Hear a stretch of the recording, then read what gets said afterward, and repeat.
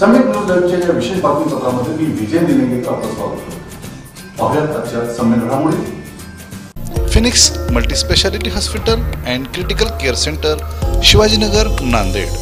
Ideal institute of biology, Nanded आणि Latur, leader in biology. गुणवंत देवपारे के प्रचार के लिए मैं आपके सामने उपस्थित हूँ।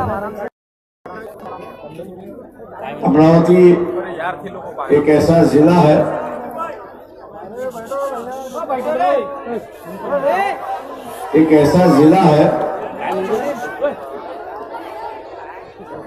अगर कोई चाहे तो इसको पूरी तरह से डेवलप किया जा सकता है। एक तरफ से जो नदियां हैं वो खंडवा की तरफ बहती है और दूसरी नदियां जो है वो नर्मदा की तरफ बहती है। 20 डैम जो है सैंक्शन हो चुके हैं, मंजूरात मिल चुकी है, लेकिन आज तक उस पर कोई काम नहीं हुआ। अगर ये काम होता, ये डैम अगर बनवाना शुरुआत होते तो शायद मेरे ख्याल से हरियाली हरियाली हो।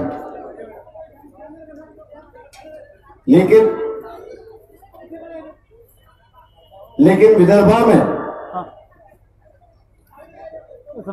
सरकार की ओर से जो प्रोविजन होना चाहिए वो प्रोविजन हुआ ही नहीं है। ना इरिगेशन के लिए हुआ है, ना विदर्भा के बैकलॉग के लिए हुआ। इसलिए मैं आपसे ये गुजारिश करता हूं, अगर ये 20 डैम शुरुआत होते हैं तो कई लोगों के हाथों को जो है वो काम मिल सकता है और एक इंडस्ट्रियल डेवलपमेंट भी यहां की शुरुआत हो सकती है। संतरा है, बड़ी पैमाने पर है, लेकिन उस पर कोई इंडस्ट्री नहीं। शरद पवार ने मान लीजिए कि संतरा को जो है वो शाप दिया हुआ है। उन्होंने कहा कि ये संतरा में जो है एसिड है, संतरा में एसिड नहीं है, लेकिन उसकी जो सीड है उस सीड में एसिड है, दूसरा और कोई है नहीं। एक विभाग को शरद पवार जब मुख्यमंत्री थे तो यहां की इंडस्ट्री को रुका गया। मैं आपसे वादा करता हूं, अगर देवपारे अगर यहां पर जीतते हैं तो यही अमरावती में बड़े पैमाने पर ये जो संतरे का जूस निकालने का सेंटर जो है गांव-गांव में खड़ा हो सकता है और उसकी पैकिंग इंडस्ट्री भी अमरावती में हो सकती है। बारिश आती है, ओले आते हैं तो संतरा गिर जाता है। उस गिरे हुए संतरे को अगर 2 घंटे के अंदर इस्तेमाल किया गया तो वो खराब नहीं, लेकिन 5 घंटे के बाद अगर उसको उठाया गया तो उसमें जो है वो बिलबिली आना शुरुआत हो जाती है और फिर उसको कोई खरीदता नहीं। तमाम बातें हैं, मैं सभी बातों का यहां पर जिक्र नहीं करूंगा। टेक्सटाइल पार्क यहां पे आ चुका है, लेकिन उसके ऊपर देखने के लिए कोई तैयार नहीं। टेक्सटाइल की इंडस्ट्री को अगर दुनिया भर में हम देखें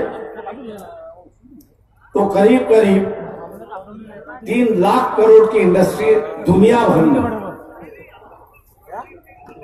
देश के अंदर कपास का उत्पादन जो है, विदर्भ के नीचे के ये जो 5 इलाके हैं और मराठवाड़ा के जो 3.5 इलाके जिले हैं, वो करीब करीब 30% कपास जो है वो पैदाइश करता है। लेकिन यहाँ की इंडस्ट्री कहाँ है? गुजरात है। यहाँ का कपास जाता कहाँ है? गुजरात पे जाता है। यार ये गुजरात की तरफ क्यों जाता है? उसकी वजह यह है कि कपास की जो जिनिंग प्रेसिंग यूनिट यहां पर होनी चाहिए वो दिखाई नहीं दी। अनुदान के रूप में अगर कहूं तो 50% सब्सिडी जो है वो जिनिंग प्रेसिंग फैक्ट्री पर सरकार ने दोबारा शुरुआत, पहले ज्यादा थी अब कम करवा दी। लेकिन जिसको आपने चुना के दिया वो उसमें उसका इंटरेस्ट है ही नहीं। अपने बेटे को आमदार बनाने के चक्कर में इधर उधर के समझौते करते बैठे और इसलिए इस विभाग का जो है अविकसित रह गया और बस जो है वो मिस हो चुकी है। दोबारा सेंट्रल गवर्नमेंट ने टेक्सटाइल को बढ़ोतरी देने के लिए कई योजना बनाई है। मैं आप लोगों से अनुरोध करता हूं, कपास यहां का एक नेचुरल क्रॉप है, नैसर्गिक उत्पाद है। अगर उसी पर यहां पर इंडस्ट्री अगर चलती है तो कई लोगों के हाथ को जो है वो काम मिल सकता है और कई लोग यहां पे ट्रेडिंग भी कर सकते हैं। मैं अनुरोध इसलिए करता हूं क्योंकि हमको एक दूसरी मीटिंग में और जाना है, इसलिए यही मैं बात अपनी खत्म करते हुए देवपारी जी की जो स्थिति है वो स्थिति 23 मई को बचेगी, यही उम्मीद करते हुए मैं आपसे रजा लेता हूं। जय हिंद, जय भारत।